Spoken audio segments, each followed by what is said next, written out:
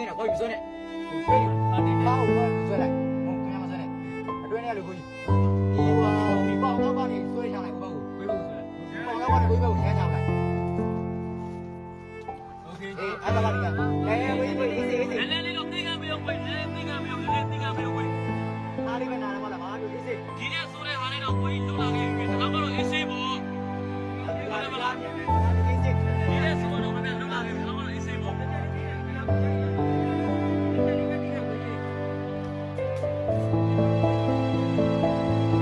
ကဲဗျာဘာကိုโอเค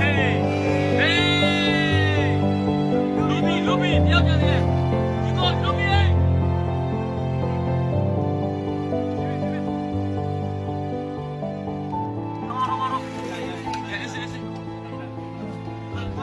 ဒီမှာဟီရိုကြီးပါဗျာ